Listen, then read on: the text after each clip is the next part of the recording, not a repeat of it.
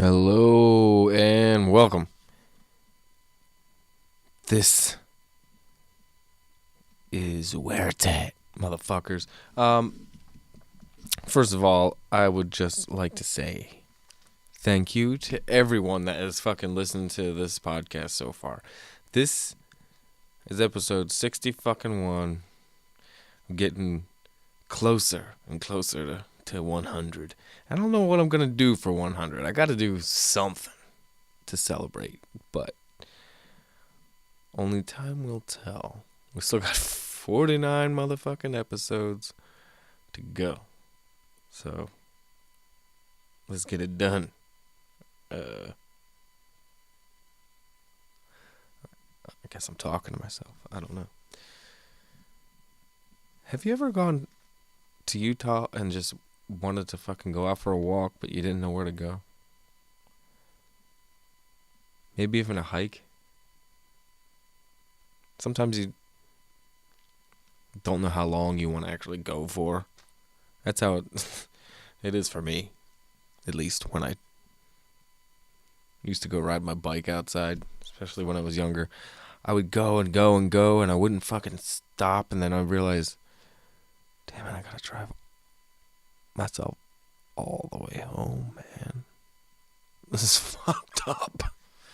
But, you know, such is life. And I get home so parched. Mama, give me some water. I can't even feel my tongue. You won't feel that. You won't go through that crap. You can't go through that crap when you go to hike Moab.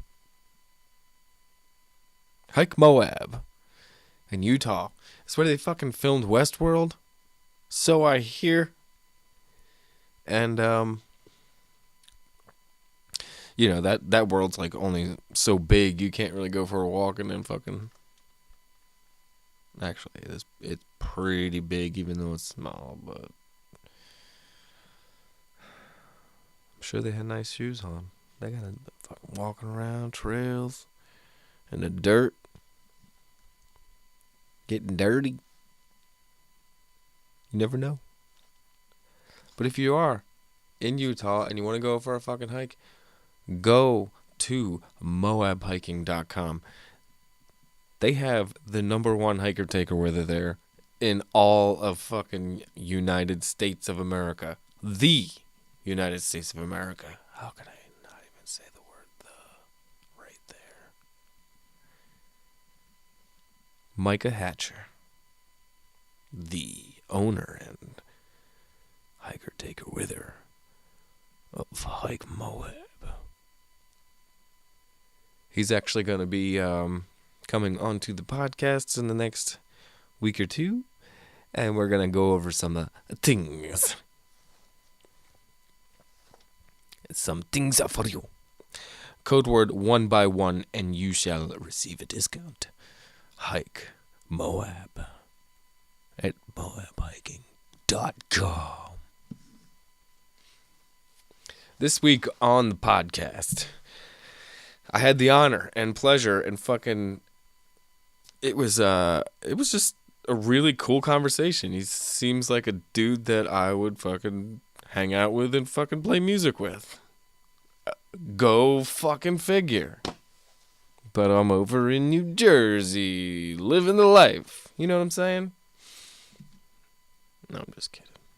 It is. I am living a life over here. I'm living a pretty goddamn good life.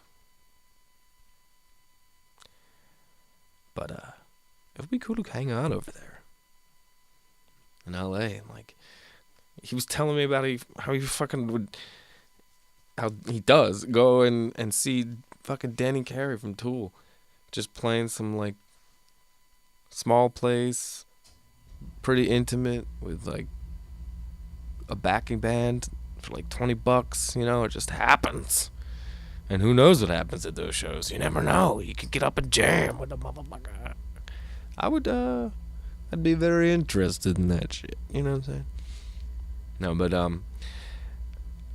it was a really, really fun conversation, and I really want to have another one because he was a cool dude, and we got more shit to promote for them too because he is a badass motherfucking drummer who happens to not only be a teacher, hired gun, and in bands, but he's just a fucking great dude. He seems like a great fucking dude, and it's my honor to help promote some of the church family, and these guys, his band, Fact Pattern. They are part of that family. So, without further, that was uncalled for, totally. And I apologize, but not really. No. You can find him on social media. Just look up his name. Go on his website. It's the same as his name. And please enjoy. This is a really cool conversation because the first time I heard him, he was on the church with Dean Del Rey, and I didn't really like. They talked a lot. They all talked a lot. But if you remember on that episode, they may have enjoyed a few stars. So this was just like a totally different dude. He knows what I'm talking about. He was not nearly as bad as our pal Lee, but who knows? He might not even know him. I don't know. Maybe it was just fucking me at home on something. I don't know. Ladies and gentlemen, please give it up for my new friend and co-musician. I don't even know what the fuck I'm saying. I'm not a co-musician. I don't know. What the fuck? Give it up for Raanen Bozzio.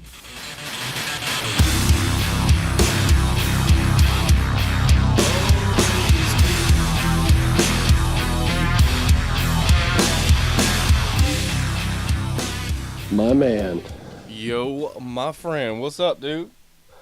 Not a lot, my brother. Just finished teaching some drum lessons. I'm actually in between teaching some drum lessons right now. So got about an hour and a half till my next one, and sweet. Figured dude. We could knock out a convo, brother. Fuck yeah, dude. Thank you for giving me some of your time, man.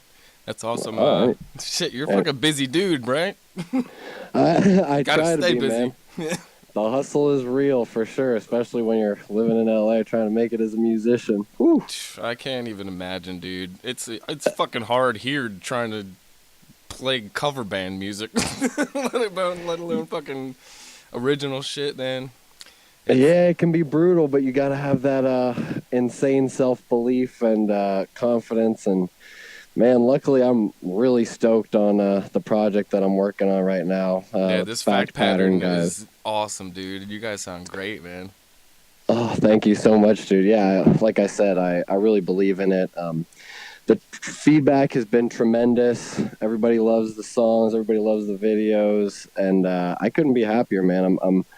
I'm showing it to my peers. I'm showing it to my, mentors, and everybody's saying that we're on the right track. So I can't wait to show the world the rest of the music, because we got 8 more songs we're going to drop on you guys that are going to fucking, I feel like, blow some minds here. Not to toot my own horn, but honk, honk. Motherfucking honk, dude.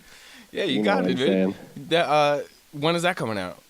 The rest of them? We're slated for February. Yeah, February we're going to try and release the next single and video, which the song is going to be called Pleasure and Rust.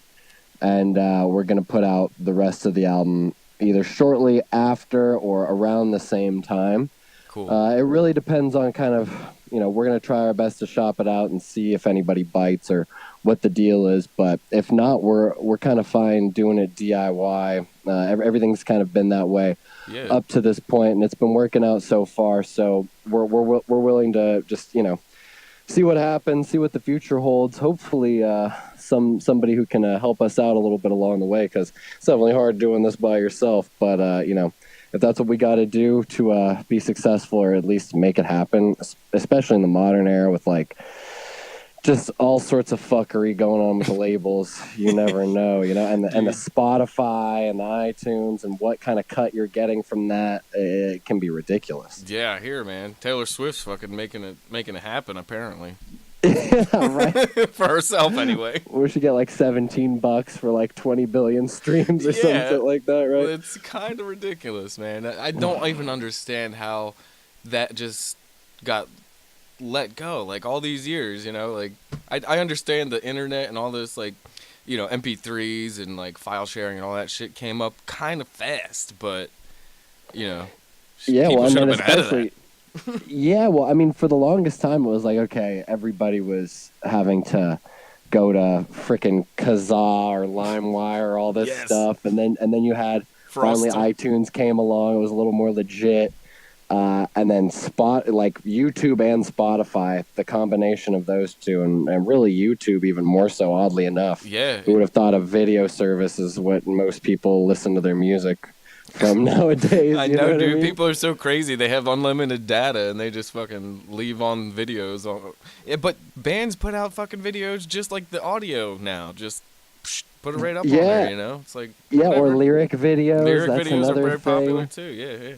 Yeah, which I kind of understand it, but it's just like, hey, look at the lyrics and listen to the song, you know what I mean? Like, I don't need a little animation to like bounce along to show me like, oh, okay, this is how I sing. Like, and it's it kind of is super like brutal. Well, and it's like super brutal metal bands too, and so you have like Follow the Bouncing Ball for like, tech death band of the fucking week. I will fucking murder you. It's like beep beep beep beep beep, bouncing along, light up, highlighting as it's coming along. That is hilarious, dude. You guys got to do one for your video. Fuck it now. Yeah, just have like a side video. It's just it's the sign of the times. It's like certain things you have to succumb to. You have to be on Instagram if you're a band. You have to be on Twitter. Yeah. You have to be on Spotify. You know what I mean? Or else, fuck, man, your shit just falls silent. I know, dude. So, guessing we're gonna have to make one of these fucking lyric videos. But seriously, man. Whatever. So far, the reception to the actual shot videos of musicians performing fucking music has been pretty good. I'm really, really stoked that people actually like to watch that stuff still. So fuck yeah, dude. I know people have to love it, dude. I fucking love to see a band do a fucking video. Like, you hardly ever see it anymore, and grew up fucking with MTV and shit. Like, what happened to them? And I don't mind like the conceptual odd video here and there. I mean, obviously there's guys like Tool who really take it to that next art form. Yeah. But it's like, I like the blending. Let's have some performance. Let's have a little bit of freaking playing in there, not just like like I feel like so many videos now are just like random videos of girls tied up in houses or whatever the fuck they're making now. It's like, it's such weird shit. Like, there's some weird plot that they're trying to get through. It never really makes a lot of sense. Yeah, and it's like this. I always appreciated fucking Foo Fighters, how they like would do something funny in it, and they would be the ones acting and shit. Yeah, their videos are all awesome, man. All pretty creative, and even the ones that aren't like the goofy ones, even kind of the more serious ones, are still great. I only have amazing things to say about Foo Fighters, and Dave Grohl in particular, I like much more as a guitar player and a singer and a songwriter than I do a drummer. Yeah. Yeah, oh yeah, man. I love the Foo Fighters stuff. I feel like it's so universal. It's like you can be a death metal fan and it's okay to like Foo Fighters. And then you can be like a freaking 11-year-old girl who is on the cheerleading squad and it's okay to like Foo Fighters, you know what I mean? It's like they reach so many boundaries, and I'm really glad that at least there's a couple bands out there that are still doing it, to the nth degree. The real shit, man. That's where I got the name of this podcast. That one, that album. What was it? Oh, One by One. Yeah. Oh, that's a great, and that riff is freaking awesome too. I actually thought the song was called One by One, but it's All My Life. But still, that's a badass fucking song. It's killer, yeah. And he says One by One in it, so yeah, that's the main theme for sure. Yeah, and his picking on that is just tremendous. It's so just like tight and live. Yeah. He's flawless. It's like, wow, how? You know- I mean, obviously he's a drummer, so he has the great rhythm. But as a guitarist, it's always a different a different scenario. Fuck it. Like for me, I learned drums a little. Like I don't play drums at all professionally at all. I can just jam along with somebody a little tiny bit if I get behind the kit.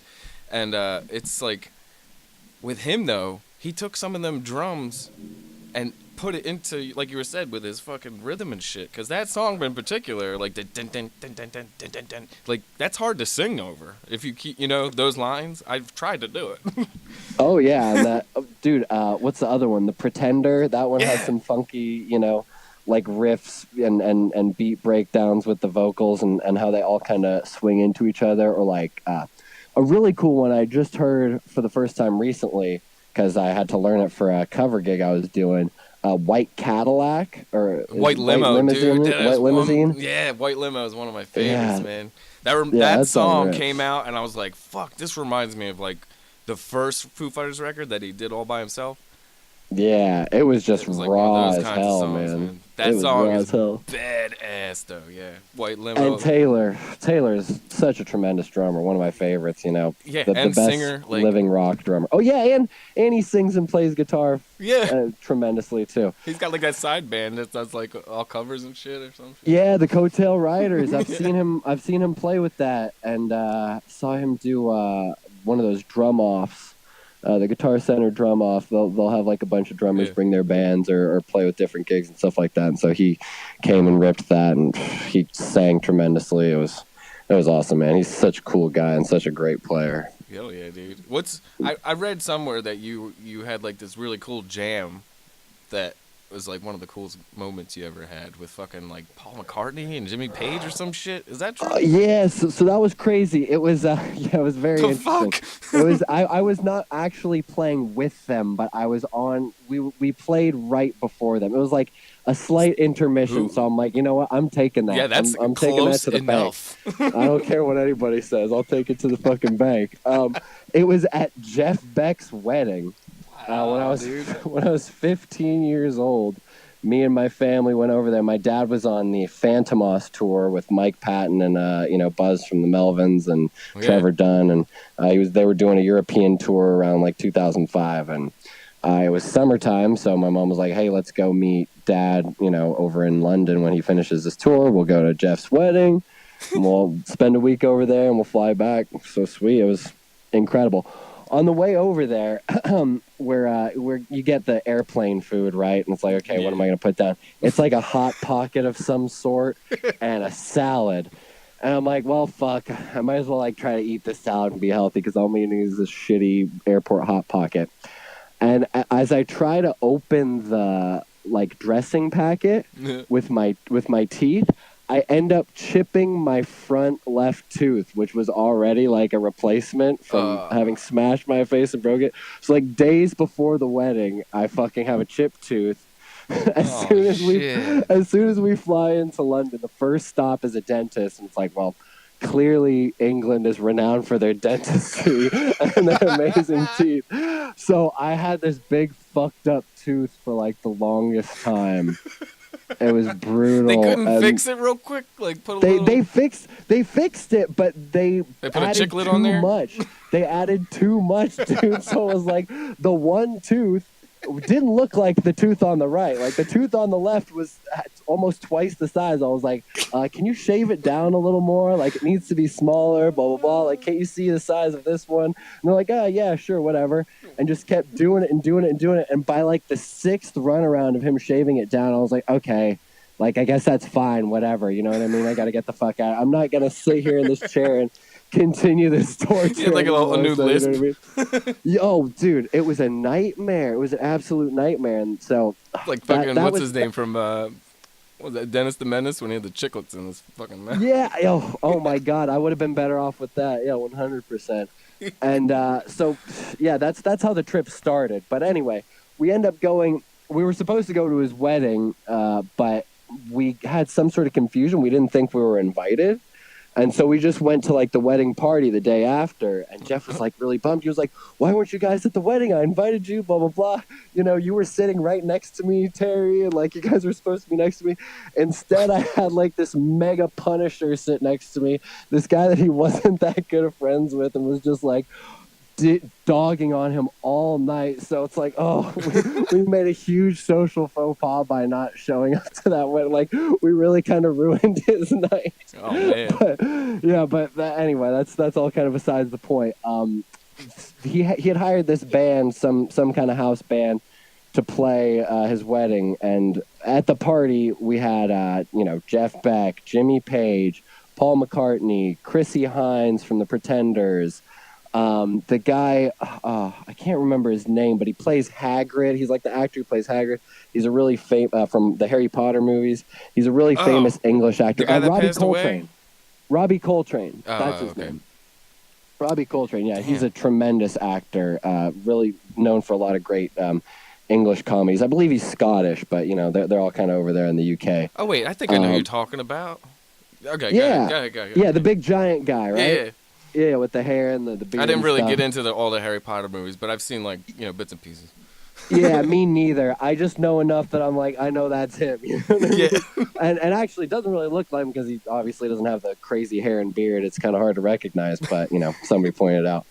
Anyway, he was over there. This another tremendous English comedian, Vic Reeves, was there, and so I was there with my a buddy I had just met, one of Jeff's colleagues' sons, and he was a metalhead like me. He loved Black Sabbath and played like a lefty guitar like Tony Iommi, and he had his guitar with him, and he was like, "Hey, we should jam, like blah blah blah. Like maybe we can get Vic, because we had just moved up into where Sandra, Jeff's wife, was painting, and he had like a little studio there with a drum kit and guitar and amp. So me and this kid Joe went up and started jamming a little bit. We were jamming, whatever, different songs we knew, and Vic came up and started singing. And at this point, Vic is ripped off his mind. He is like so wasted.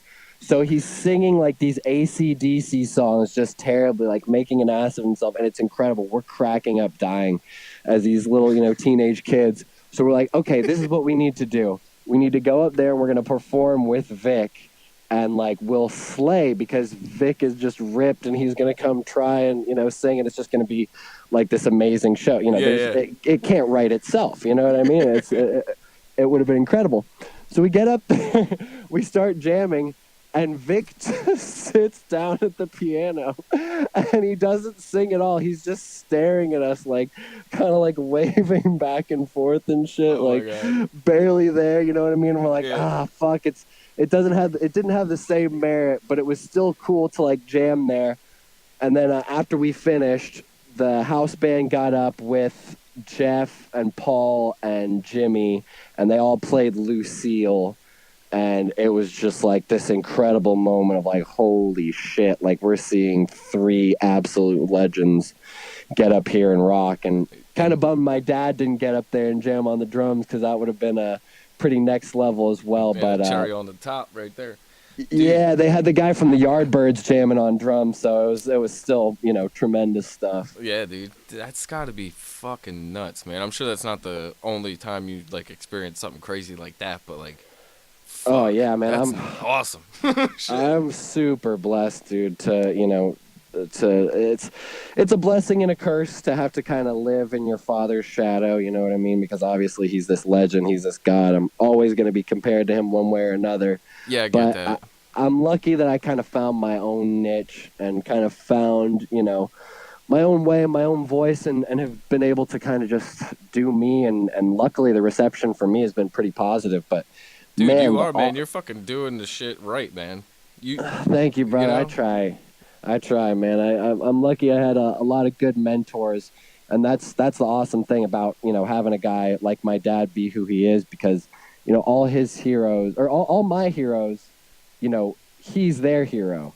Yeah. So I'm able to just like, they're so willing to take me under their wing and hang out with me since I was a teenager. I mean, guys like Danny Carey from Tool, and, that's what I was about to ask you. Did you ever hung out with that motherfucker? Oh man, he's one of the greatest human beings on the planet. That's awesome. Not only is he probably my favorite drummer of all time. He's caused so much inspiration, and every time I see him, like if I see him jam with his jazz band Volto, like on a Monday down at the Baked Potato, which is a blessing to be able to do that here in LA. Like you can usually see Danny Carey jam on his drums weekly with a sick backing band. Wow. And yeah, it's for like $20, whatever, a couple drink minimum. You know what I mean? Yeah. It's insane, and you're 5 feet away from him. You know what I mean? You could touch him. So yeah, I've gotten to spend a lot of time with him ever since I was pretty young. He's been a staunch supporter of me, and always kind of had my back, and always gave me good advice, and always had reassuring kind words to say. That's awesome to hear that, like, somebody that, because I fucking look up to that dude too, just from being a musician and loving that fucking band that he's in. But, like, to hear that he is an actual good dude is fucking Oh, dude, really yeah, nice. he's salt of the earth, and he can party like a motherfucker, man. Me and him have had some great times together. Just me and him in the guest house, rocking out to jazz fusion albums. He's playing his vinyl, and showing me Astral Pirates by Lenny White, and it's just like blowing my mind. I had never heard this stuff before. I mean, I love lots of fusion, and I'm into all that stuff, but he was showing me all these like deep cuts, and I was just like, whoa, complete education. Yeah. Him and I and a massive bottle of Grey Goose, just leaning on each other, because we're about the same height. And once that music gets a rock, and he's just leaning, he's just like, hey man, check this part out right here, point. And we're just like, 15-year-old me would have never imagined. Like, I mean, I've experienced some crazy things, but I was just like, if you would have told that to me when I was 15 years old, I would have died just then and there. Like, yeah, one night you and Danny Carey are gonna be hanging out all night long, just drinking and listening to awesome jazz fusion albums, and then we'll go grab some Thai food in the morning, and that'll be that. And it's just like, man, I'm like I said, I'm so lucky. I'm so grateful. I never take any of it for granted, and I'm just truly blessed. And I try to pass it along too. Anytime that there's kind of a younger guy who's into me, or who I'm teaching, it's always good. You kind of see the cycle go. It trickles down, and it's good to pass it along. You know what I mean? I've had lots of great big brothers in the music, and especially just the drumming world. Drums are such a family, and it's such a community. Yeah. That it's the least you can do is pass that along to the next generation, and that's what we're trying to do, baby. Fuck yeah, dude. That's all you can do, man. Fucking, Yeah, exactly. It's hard to keep it alive with all the electronic drums and the electronic music and whatever the heck is going on. You never know who's like actually playing nowadays. Sometimes, Yeah. Sometimes I really feel like I look at it like not necessarily. There's a couple cover bands, I'm not gonna lie, that have backing tracks in this area, and I'm just like, are you serious, dude? Like, but they get You're paid playing covers. They get paid the loot though. It's nuts. But anyway, that's how it goes, man. It's the cover and the tribute industry makes cash for some reason. People just want to, lock onto things that they've heard before. They're not willing to take a chance and see something new or go experiment. A tribute band will sell out, decent sized club in LA, and just, or they'll play corporate parties or do whatever. But, something that's just as original as whatever the band is a tribute to, won't get any notice, won't get any flack, won't get any luck. Yeah, man. It's a real bummer, but like I said, man, we're trying to keep it alive. I'm glad to be part of a community of some awesome musicians that are all just wanting to keep rock alive, keep just music in general alive, and kind of bring it back, because it's been a little dormant lately. I feel like the biggest rock bands in the world aren't even rock bands. It's like 21 Pilots and Imagine Dragons and whatever, you know what I mean? To each their own, but like I don't feel like those are real bands, and they're selling out these arenas and stuff, and it's like, man, what happened to frickin', I mean, bands like Tool, they're still around doing that stuff, but there's not too many newer bands that are coming out at that level that are, you know, getting the mainstream rock play that they deserve. Yeah, I hear you, And man. it's sad. What do you feel about like that band Dean's from fucking pumping lately? Greta Van Fleet. Greta Van Fleet, yeah. See, it's a toss up for me. You know, I Yeah. know a lot of people are into them. A lot of my friends are into them, but it's like, you know, it was just like when Wolf Mother came around, or when, you know, they were like the Black Strokes, Sabbath, or any right? of these bands. Yeah. It's just like, okay, you know, I mean, I get it. You know, we all love a throwback and this and that, but there wasn't enough, or for me, there's not enough creativity with the influence. And That's what I influence was is 100. Yeah, influence is a 100% legitimate process, right? There's bands that are, you know, like a great example is Laibach and Rammstein, right? You know, Rammstein, everybody knows who they are. Not everybody really knows who Laibach is. Laibach was kind of before them, kind of the same style, and even Rammstein themselves will say like, "Yeah, we ripped off Laibach, like straight up, you know, whatever." But the guy from Laibach goes on to say, "Hey, man, influence is a legitimate process. I love Rammstein. I love what they do. They're carrying the torch. You know, they're you know, by all means, like, more power to them. Like, they're doing the damn thing." And so, you know, that's one thing. But, you know, I think Rammstein switched it up enough, or at least made themselves creative enough to defer themselves. Whereas, like, man, those. I hate to dog on bands, you know. I hate to do it. No, I do like, too, dude. But I mean, we're musicians, though, you know. Yeah, like, we're all just trying to do our things, and everybody has their opinion, and like, by all means, God bless them. They're all like 19 or some shit. Yeah, they're great. You know what I mean? Skilled motherfuckers. But I just feel like awesome. they're like kind of, I don't know. They're almost like a cover band that didn't. That hasn't been able to write their own music, but they have. I don't fucking know, man. It's weird listening to it because I feel like it's something that fucking Led Zeppelin didn't put out or something.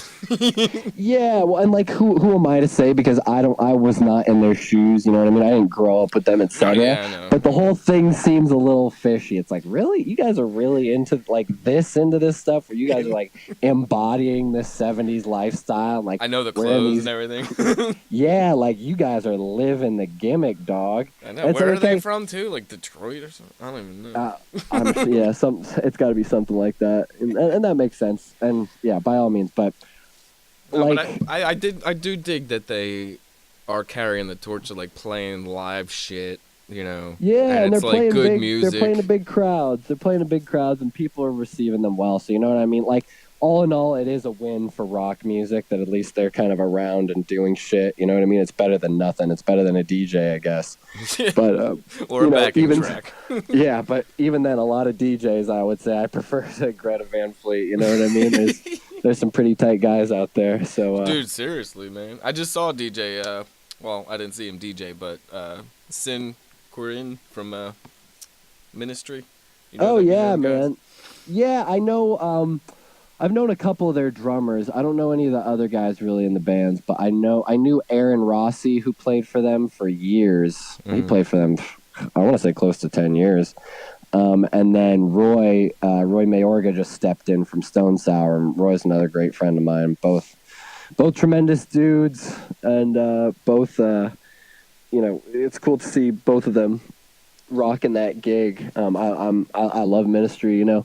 Oh, yeah. The guys in Fact Pattern are hugely influenced. We're actually planning on doing hopefully, this is kind of a little bit of breaking news, but who cares really. We're gonna, after the album comes out, we're gonna do a three or four song cover EP. Nice. And and a Ministry track is gonna be on there. Oh, sweet, dude, that's fucking sweet. Yeah, man, it's gonna be fun, and it's definitely not like, you know, Jesus Built My Hot Rod or any shit like that. It's gonna be a B-side, a deep cut. Oh, cool. You know? Yeah, that's fucking awesome, man. Dude, I didn't realize the bass player was Tony, the guy fucking in Static X and shit. Like, I was he's playing for them? Yeah, he was up there. They switch it up. They've been switching up their memory. I know Sin's been rocking with them for a while now. Yeah. But I know, I for sure the bass player and the drummers have kind of switched up, because they had a guy from Prong for a little while, didn't they? Yeah, I in the think band. so. Yeah. Yeah. They get them hired guns. You're kind of like a hired gun, though. Don't you do like Oh yeah, fucking. filling I'm in and always shit? available. I'm always available. If the pay is right, you'll see me there that night. But That fucking okay, Dr. Seuss. yeah, I try. Right, I'm no fucking Tupac. Clearly. Yeah, you got to work on the delivery, but you got some material. Hey, it was off the top of the dome, man. Not bad. It was a little Dusty Rose, baby, if you will. You know what I'm saying?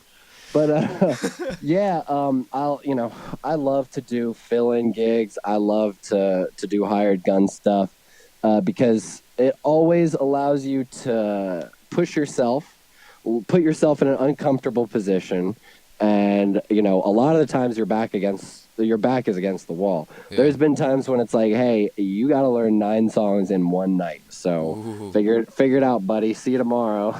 You know what I mean? Blah, blah, blah. And luckily, most of the people are understanding, too, of the situation. Like, hey, I know I just sprung 9 songs on you. You know what I mean? Yeah. We'll figure it out. And usually when it's 9 songs, it's not, Dream Theater-esque, like super progressive, 90 different time signatures, but it's I love that challenge, and the rewarding feeling you get from it. And then 2, you're always like, by pushing yourself outside your comfort zone, you're learning more, you're gaining more experience, and now you have more tools to bring to other places. Like the other day, or earlier this year around summertime, I did these gigs with this Brazilian shred guitar player named Luis Khalil, and he's like a prodigy, badass. He's like 18 years old. I think he just turned 19 actually, and just shreds like a beast. He was upstage jamming with Steve Vai the other day, and he's just a monster. So the songs I was playing, the drummer who had played them before was Dirk Verburen from Soilwork, and now he plays in Megadeth. Nice. And he's just an absolute monster. He's one of the greatest drummers on the planet. And it's like, here's a challenge for you. Why don't you try to play some of these songs, motherfucker? And like, I haven't been playing that crazy metal stuff. I mean, Fact Pattern, we get funky and we get heavy every now and then. There's a little bit of double bass, but it wasn't like to the level of shred. Like, I was pushing myself with some double bass stuff that I hadn't done in a long time. And man, I was surprised that I was, able to do it. It really put a fire under my ass of, okay, I have to learn these songs. I have to practice these. I have to build up the speed. I have to, focus on these parts. And then, after the gig was over, man, everything else just seemed like a breeze. It was like, oh man, I'm in autopilot now, because I had just, built up the tension, and it was just like, oh, now it's all released, and it was tremendous. So yeah, man, anybody who's looking to hire me as a touring drummer for a gig, if you want recordings, I have a V-drum kit. Me and my roommate, he's a producer, so we can always track some drums for you. That's something that I was gonna ask, dude, because I've been playing music for fucking ever, and I've always been interested in like how people can communicate and like send music to each other and record like long distance and stuff, and like especially drummers, because you guys are like so fucking far between like good ones. You know what I mean? Like you. Yeah. Yeah, thank you, man. Yeah, it's good to know that we're always usually in demand, for the most part. Yeah. It's like guitar players dime a dozen, Yeah, it's fucking nuts, drummers. Dude. Yeah, there's tons of memes about that. Where it's just like, how many bands is a drummer in? You know what I mean? Yeah, like however 55. many are paying him. Exactly. Jesus. Yeah. So, but how would it work? Like, if, say, for instance, if I was somebody that wanted to send you a fucking song that I wrote, how would I have to send it to you in order for you to like learn it and record your track and send it back? Like, how would that work?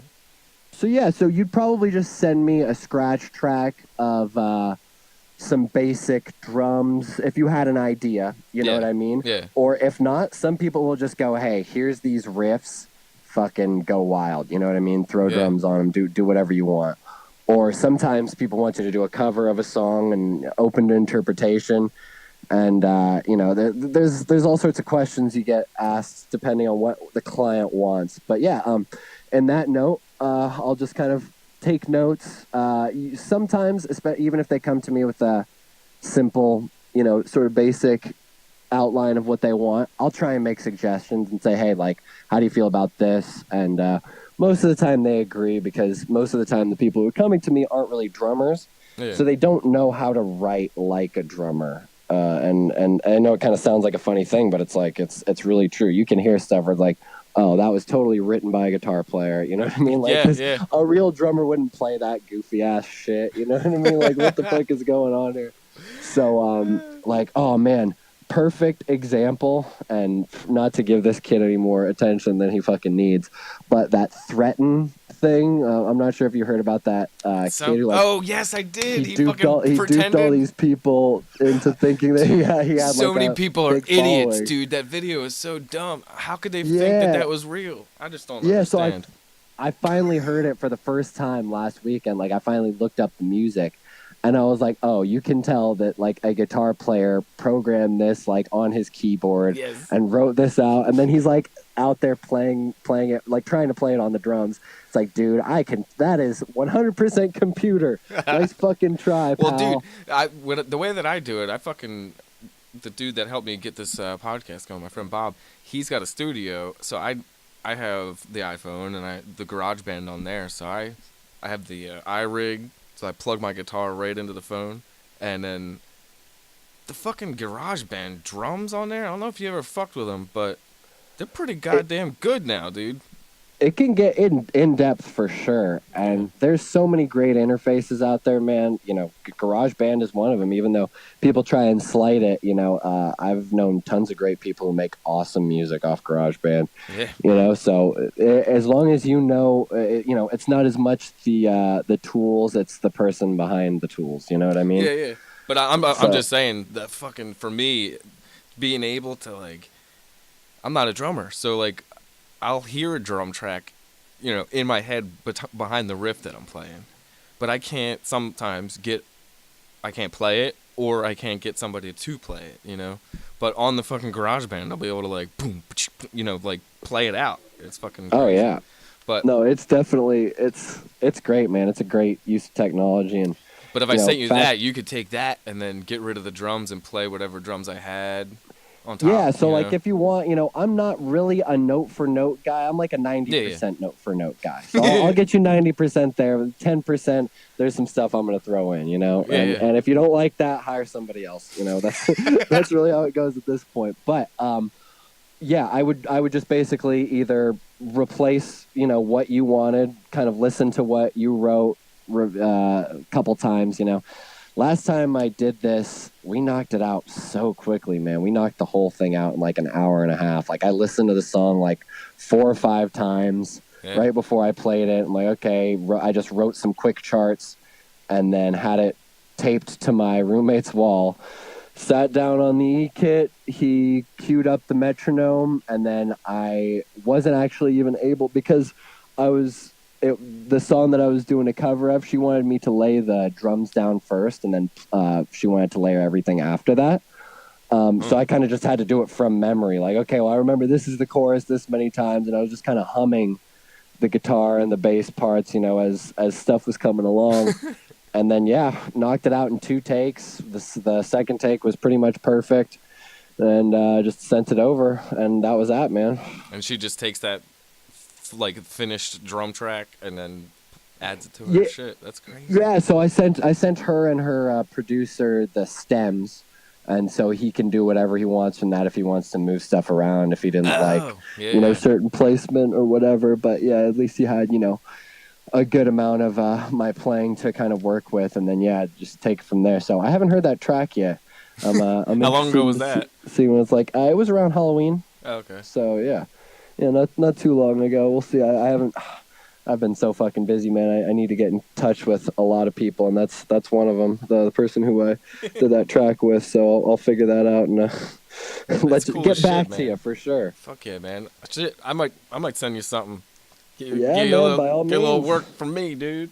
Because it sucks, man. Dude. I recorded a couple songs recently. Well, I put them out recently. I recorded them a couple years ago when I first started doing this podcast and shit. But I had to do that where I made the song on my phone.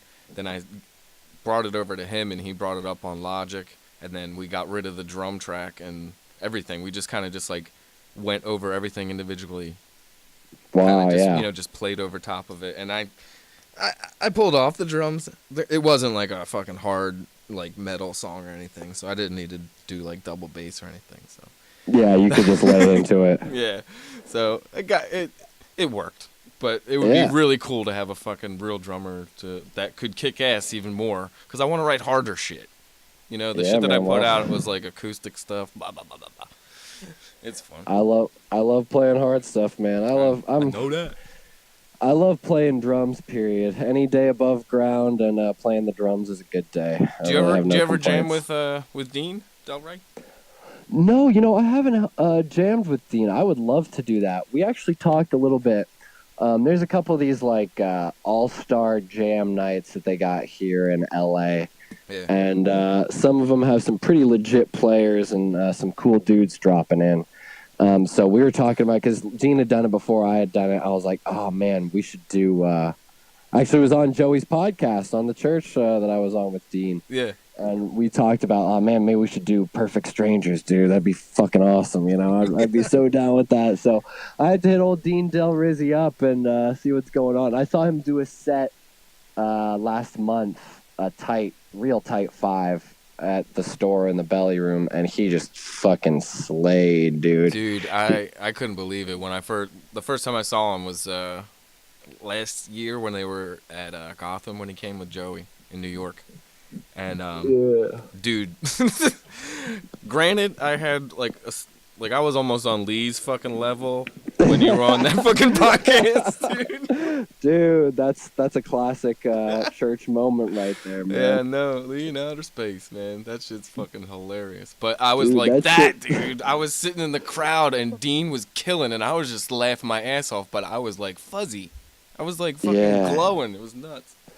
Oh, that's amazing, dude. Yeah, he's so great, dude. I'm so happy for all the success he's getting lately, and glad it's starting to click for so many of these guys, man. They've been busting their asses at the comedy game for a hot minute now, and are really starting to come into their own and get the recognition they deserve. I just watched the Degenerates the other night, and man, all those guys were tremendous, and especially Joey, man. So happy for him, got so much love for him, and I'm so proud that all that shit went together, you know what I mean? Fuck yeah, dude. They're all been just working so hard at it, and they're all great, man. All these motherfuckers, and they're all friends, and it's just like, it's a different world. Like, the whole comedy community wasn't like that for a long time, and I really wish, I don't know how it is in the scene. You're in the fucking scene in LA. Like, is it like that with bands? Is there like a community, or is it just like all definitely with drummers? 100% with drummers. Drummers are a lot like comedians in that way. Yeah. Where, you'll see a guy that's like super dirty, wild comedian like Joey hanging out with Tom Papa, who's, clean cut and pretty chill, you know what I mean? Yeah. Kind of a lot of family-oriented comedy, or Brian Regan or whatever. You'll see two opposite ends of the spectrum. So it's like with drumming, man, you see like death metal guys hanging out with, guys who are playing for Bubblegum Pop Princess of the Month, and they're all digging on each other. And they're all talking, about there's so much common ground in drumming, and we all respect the art so much that it's like, guys like Charlie Watts, who are incredibly simple drummers, are the best drummer in the world. And then at the same time, a guy like my dad, who's doing all this crazy stuff, is the best drummer in the world. And everybody in between, you know what I mean? There's so many different styles and so many different facets to playing. And I mean, guys like Matt Cameron, from Soundgarden, who just has these tremendous fills and a tremendous feel and pocket that's just, unmistakable and irreplaceable. And, Jerry Gaskill. Jerry Gaskill is another tremendous example of just like the finesse and the style of his playing. He's so laid back. He's almost laying down, like horizontally. He's just chilling. He's so far back and letting his hand drop to the side when he hits the snare drum, and just, Oh man, Yeah, I love that shit, dude. Like yeah, Sean Kinney, Alice in Chains, he always did that exactly. Yeah, Sean is another tremendous one of my favorites. shit. Yeah, dude. Who that brought? Oh, that was gonna be. Oh, have you heard of this guy Zoltan Chaney? I've heard of that name. What is that? He's tremendous, man. He's played for like Vince Neil and Slaughter. And I know it's really weird. He's doing like this 80s metal circuit, but he's like a pure showman drummer. Yeah. He does all these crazy stick twirls and all these flips, and he like jumps from the monitor into his drum seat, and he's so athletic when he's performing. I mean, he does things that's just like I could have never imagined, and just lays into it. And I used to dog on that stuff. I used to think, stick tricks, whatever. You know what I mean? It's just an excuse to not play. If you're doing stick tricks, like you could be playing more complicated parts. That was what was going on in my head.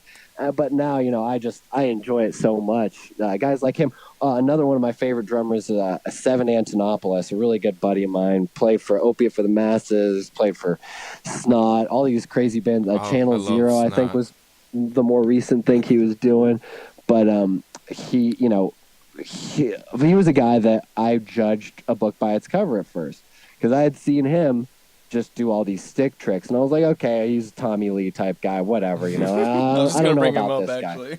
I don't know about this guy. Yeah, the Seven Antonopoulos, whatever. And then I saw him doing this clinic, and it was like Sabian cymbals, which are the cymbals I play, and three tremendous drummers, Seven, Chris Penny, who used to play in Dillinger Escape Plan and Coheed and Cambria, and then Ray Luzier, who plays for Korn. And they did, like, the three of them had kits set up, and they were kind of doing some sort of advertisement for these new cymbals that Sabian was releasing.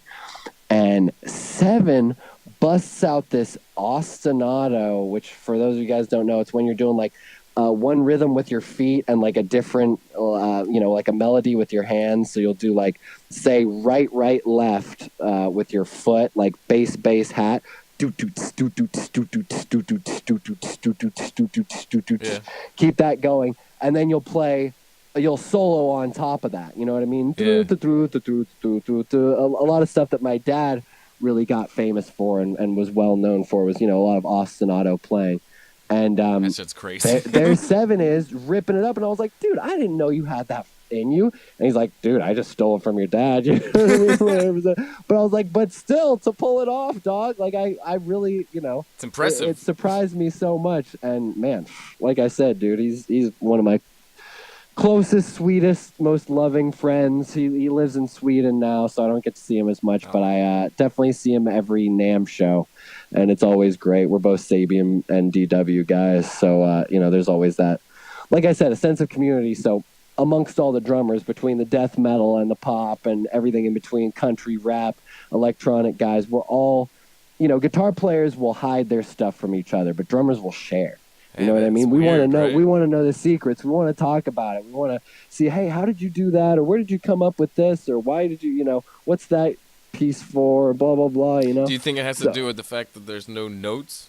I mean, there is notes. You tune drums, but I mean, a little bit. You know I think it's just probably because we all have to deal with fucking singers and guitar players and bass players.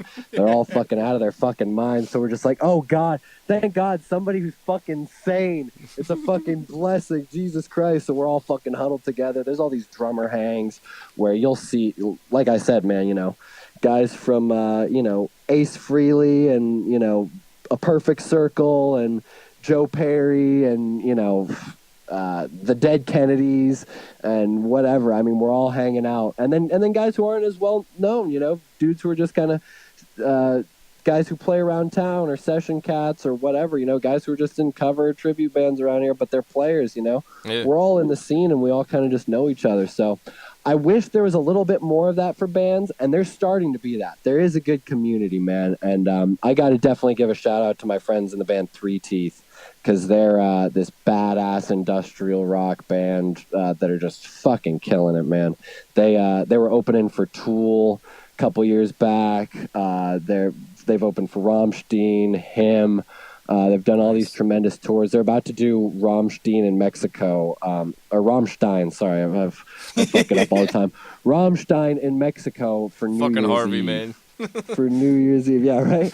And they're fucking, I'm so happy for them. I'm so proud of them. I'm so glad to see them kill it. And they've been obviously also super receptive to our tunes. Their drummer Justin is one of my really best friends on the planet. I mean, him and I hang out a couple times a week, every week. We don't live too far from each other, so it helps. And we're also into all the stand-up comedy shit. We're also into Brazilian Jiu-Jitsu and UFC and martial arts and whatever, and the occult and all sorts of bizarre stuff. So we get into it, and so yeah, it's cool to have those homies and the mutual admiration, respect, and like I said, it makes you feel good when it's like, all right, Fact Pattern, we're still kind of in our stages of infancy. We've yet to release a full length, and we're working on that by February.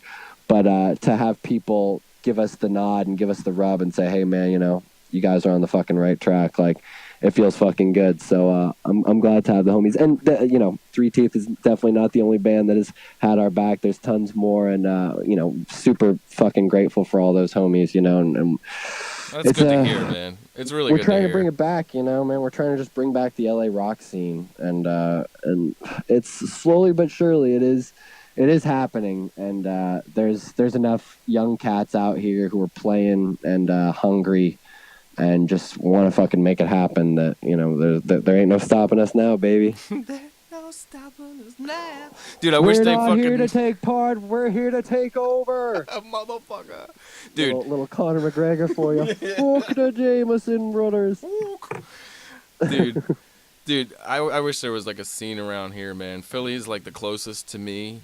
Where were you city. Exactly? It's like South Jersey. It's like 25 minutes out of Philly. It's Mount Laurel's the name, close to Cherry Hill. I don't know if you ever heard of that, but it's not. There's nothing going on as far as music and comedy and shit. You have to either go to Philly, Atlantic City's like 45 minutes away, and then New York's like fucking 2 hours up there. But yeah, it's tough being in my little areola. Yeah, oh dude, I can imagine, man. I mean, even when I was living in Austin, it was hard, and Austin. I heard that has a good scene. Yeah.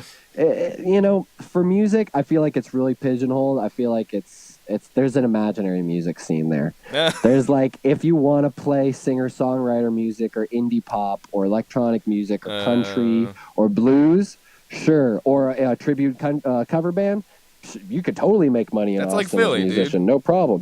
But if you want to do rock and roll, if you want to do metal, if you want to do punk, if you want to do experimental music of any nature, progressive sort, what have you, good fucking luck, man. It's fucking brutal out there. And it has gotten better over the years, I will say. Obviously, it can only get better worldwide or even, across the nation, what have you. But, yeah, dude, like even that was pretty brutal compared to since I've been back out here. I was born here, but I lived in Austin for a good chunk of time and didn't move back to LA till I was 21. And so it was just an immediate changeover. I already had gigs within days of being back. You know what I mean? And it was like I was just looking for anything. There's the old guard in Austin. It's you got to be one of these 6 or 7 session cats that have been ripping it for fucking years, and that's how you get your gigs, and that's how those guys make their money. Right. Good luck, taking the food off their table. It's not fucking easy, dude. Even around here, man, there's agents. There's like 2 bigger agencies for the cover bands. And they run the fucking rooms and like AC and like all the shore points and stuff like that. And you can't get in unless you're signed with them. Like if you're just like a dude that plays guitar with your friend and you want to do like open mic or not open mics, fucking, just like a 2-man gig. You gotta be like in with somebody. It sucks. Yeah. That's how it was in Austin. I was actually flying back to Austin for a little while because I was dating this girl who was in a cover band that was pretty successful. So she played bass, I played drums. They ran out of drummers, so they're like, well, might as well get fucking Raanen to play. Yeah, and I was like, sweet, hey man, it'll afford me the plane ticket. Yeah, it would afford me the plane ticket back and forth. So I spent like half the month out there and then half the month back here. We would just kind of spend time back and forth. But I knew then when I was dating her, she was even like, yeah, there's basically this chick who has the whole fucking shit on lock, and like if you get on her bad side, you're fucked. Like they're not gonna book you for anything on 6th Street. Like it's all bought out and kind of fucking run by the same crew of people. So it's really a big monopoly, and it's really kind of corrupt that it's able to be that way, because you would think, oh, it would be different from venue to venue.